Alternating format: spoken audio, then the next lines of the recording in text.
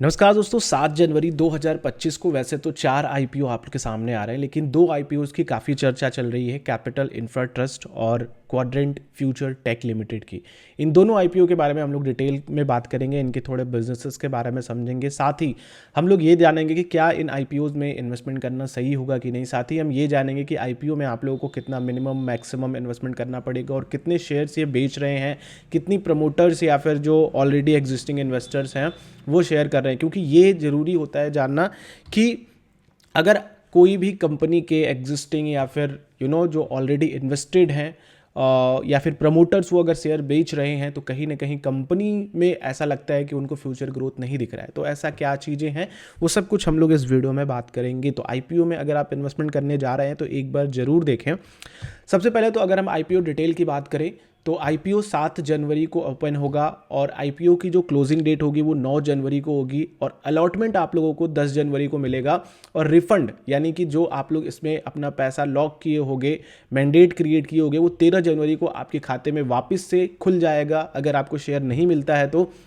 साथ ही आपको demat account में क्रेडिट जो मिलेगा वो 13 जनवरी को ही मिल जाएगा और शेयर मार्केट में इसकी लिस्टिंग जो होगी वो 14 जनवरी को होने वाली है।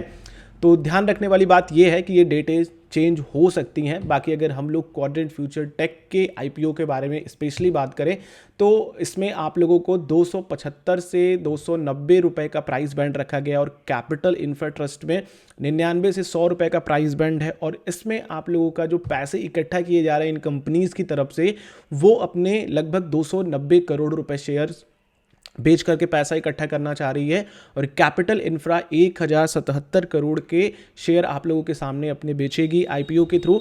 वहीं पे अगर हम लोग बात करें शेयर कितने आप लोगों के सामने आएंगे तो 1 करोड़ शेयर 290 करोड़ के एवज में क्वाड्रेंट फ्यूचर आप लोगों के सामने रख रहा है और 10 करोड़ 77 लाख शेयर 1077 करोड़ रेज करने के लिए कैपिटल इंफ्रा आप लोगों के सामने आ रहा है। ऑफर फॉर सेल में आपको क्वाड्रेंट में कोई भी प्रमोटर या फिर एग्जिस्टिंग शेयर होल्डर्स इसमें नहीं बेच रहे हैं, लेकिन कैपिटल इंफ्रा में 501 करोड़ रुपए का ऑफर फॉर सेल है। और अगर आप लोग बात करें मिनिमम इन्वेस्टमेंट की, जो एक लॉट है बताया गया है क्वाड्रेंट पे वो है 50 शेयर्स का, जिसमें आप लोगों को 14,500 रुपए मिनिमम डालना पड़ेगा। और वहीं पे कैपिटल इंफ्रा में 150 का मिनिमम लॉट है, जो कि मिनिमम इन्वेस्टमेंट आपका होगा एक लॉट के लिए वो होगा 15,000 रुपए। मैक्सिमम इन्वेस्टमेंट की बात करते हैं तो 1,88,500 और 1,95,000 कैपिटल इंफ्रा ट्रस्ट में, जो कि मैक्सिमम 13 लॉट के लिए आप एप्लीकेशन डाल सकते हैं। तो दोस्तों अगर हम लोग बात करें क्वाड्रेंट फ्यूचर टेक आईपीओ की बिजनेस के बारे में तो इनका जो बेसिकली बिजनेस है ना वो अगर आप देखोगे तो खास करके केबल्स वायरिंग्स वगैरह से बिजनेस है और टेक्नोलॉजी को इम्प्रूव करने से रिलेटेड बिजनेस है। इनका जो बिजनेस है वो मेनली बिजनेस आता है ट्रेन सिस्टम से, उनमें वायरिंग से, और जो एक्सीडेंट्स वगैरह हो रहे हैं उनको कैसे कंट्रोल किया जा सके तो उसके लिए नए नए इनोवेशन टेक्नोलॉजीज़ पे काम करते हैं। बाकी ये आप देखोगे तो जो आने वाली चीज़ें हैं भविष्य में बुलेट ट्रेन्स वगैरह उस पर भी ये काम करने वाले हैं। तो अगर रेलवे में इंफ्रास्ट्रक्चर अगर टेक्निकली बिल्ड हो रहा है तो इस कंपनी को भी अच्छा ग्रोथ मिलेगा। अगर आप देखो तो मरीन और नेवल डिफेंसेस में भी इनका हस्तक्षेप है, बट उतना ज़्यादा एक्सपोज नहीं है। मेनली जो मैंने आपको बताया वो इनका बिजनेस ट्रेन सिस्टम से आता है, रेलवे से आता है, सोलर पीवी केबल्स में भी इनका है, ऑटोमोटिव में भी है।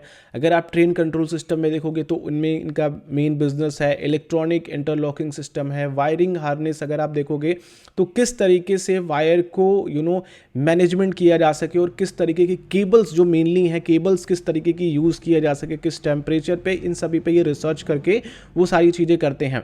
तो ये इनका बिजनेस है। जो कंपनी के पिछले 3 सालों का डेटा है कि उन्होंने बिजनेस कितना बनाया है, तो अगर आप देखोगे तो इनका बिजनेस थोड़ा थोड़ा बढ़ा है, यानी कि जो इनका नेट प्रॉफिट है वो बढ़ा हुआ है।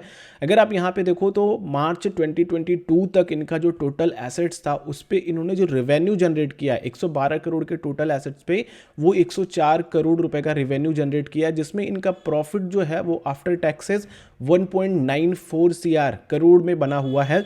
वहीं पे अगर आप मार्च 2023 यानी कि एक साल में देखते हो तो जहां पे आप लोगों का 112 करोड़ का टोटल एसेट था वो बढ़ करके 118 करोड़ हुआ, और वहीं पे इनका जो रेवेन्यू है वो भी बढ़ा 152.95 यानी कि 153 करोड़ के आसपास का रेवेन्यू इनका बना, और उन्होंने net profit after taxes 13.9 crore का जनरेट किया।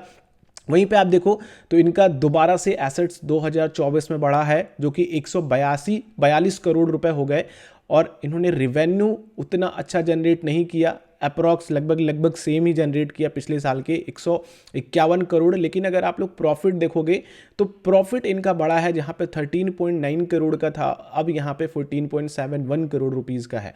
यहीं पे अगर आप लोग अभी रिसेंट डेटा देखोगे सितंबर तक का तो इन्होंने 149 करोड़ पॉइंट 66 का एसेट्स जनरेट किया, बनाया, ठीक है। उस एसेट्स पे इन्होंने 65.14 सीआर का रेवेन्यू जनरेट किया केवल सितंबर तक। अभी मैं आपको बता रहा हूं जो मार्च के बाद दूसरा फाइनेंशियल ईयर स्टार्ट हो जाता है, और अभी भी, और इन्होंने अभी जो लॉसेस किए हैं यानी कि अभी इनका ओवरऑल जो डिपार्टमेंट है वो अपने रिवेन्यू, अपने प्रॉफिट आफ्टर टैक्सेस को अपडेट करेगा मार्च तक में।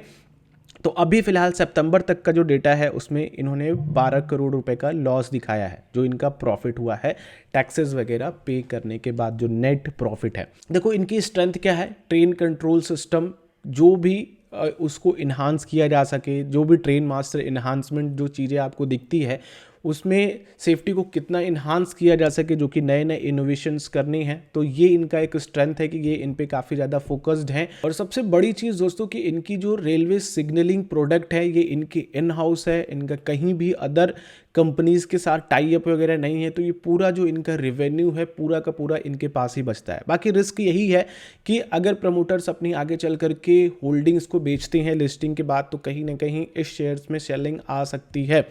और वहीं पे अगर आप देखो तो इनका जो मेनली है वो इंडियन रेलवे की पॉलिसीज़ पर ही डिपेंड करेगा, और किस तरीके के टेंडर्स मिलते हैं इनको उस पर डिपेंड करेगा। हाई वर्किंग कैपिटल नीड्स चाहिए इनको, क्योंकि ट्रेन सिस्टम को मैनेज करने में आप छोटे लोगों से मैनेज नहीं कर सकते, फिर वहाँ पे आप लोगों को फिजिकली भी इन्वॉल्व होना पड़ता है। अगर आप यहाँ पे देखो तो रिवेन्यू के अकॉर्डिंग इनका जो प्रॉफिट है वो बहुत ही कम है, तो ये भी एक थोड़ा सा रिस्क है जिसको आप लोग देख सकते हो। बट ओवरऑल जो चीज़ें हैं फाइनेंशियल के हिसाब से देखा जाए क्वाड्रेंट की, तो कंपनी थोड़ी सी प्रोग्रेसिव है। आगे आप लोगों को इन फ्यूचर अगर ये अभी प्रेजेंट मैनेजमेंट के साथ इसी तरीके से काम करती है प्रोग्रेसिव, तो ये कंपनी आप लोगों के लिए अच्छा कर सकती है, ठीक है। वहीं पे अगर हम बात करते हैं कैपिटल इंफ्रा ट्रस्ट इनविट की, तो इस आईपीओ की डिटेल तो मैंने आप लोगों को दे दी है। इसका फाइनेंशियल अगर आप लोग देखोगे तो इनके पास जो टोटल एसेट्स रहा है 2022 तक में वो रहा है 2502 करोड़ का, और रेवेन्यू इन्होंने इस पर 1981 करोड़ का जनरेट किया है, और अभी तक जो इनका प्रॉफिट हुआ था इसमें 125 करोड़ का हुआ है। अगर आप देखो टोटल एसेट्स इनका 2023 में 4283 लगभग डबल हो गया, ठीक है, यहाँ से लगभग डबल हो गया, और उस पर इन्होंने रिवेन्यू जो जनरेट किया वो 2518 करोड़ का जनरेट किया। ओवरऑल आप इसको 19 करोड़ रुपीस देख सकते हो, बट इन्होंने प्रॉफिट काफ़ी अच्छे बनाए 497 करोड़ का। तो ओवरऑल आप देखोगे तो रिवेन्यू के साथ इनका प्रॉफिट काफ़ी अच्छा रहा है। और यहाँ पे देखो मार्च 2024 में इनके एसेट्स 724 करोड़ बढ़ गए, और वहीं पे अगर आप देखो रेवेन्यू इन्होंने 1543 करोड़ का जनरेट किया और प्रॉफिट 125 करोड़ का।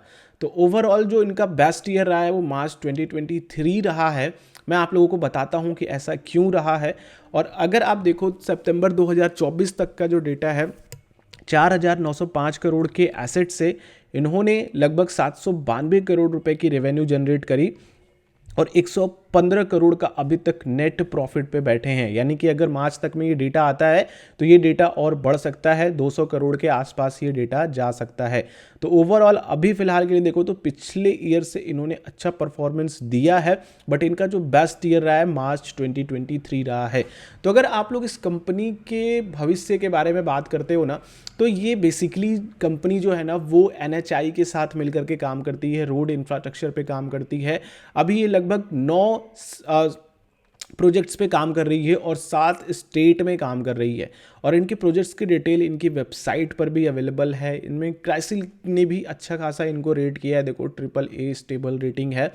बाकी अगर आप लोग इस क्वाड्रेंट फ्यूचर टेक से इसको कंपेयर करते हो तो ओवरऑल चीज़ें आप अगर देखोगे तो कंपनी की जो स्टेबिलिटी है, ठीक है, वो क्वाड्रेंट फ्यूचर टेक और कैपिटल इंफ्रा ट्रस्ट में, वो कैपिटल इंफ्रा ट्रस्ट की ज़्यादा लगती है, बिकॉज इनका जो बिजनेस है ये प्रोग्रेसिव बिजनेस है। इसलिए मैं कह रहा हूँ क्योंकि ये गवर्नमेंट के साथ मिलकर के, NHI के साथ मिलकर के आने वाले 5 से 10 सालों में और NHIs का निर्माण करेंगे और रोड इंफ्रास्ट्रक्चर में इम्प्रूवमेंट आएंगी।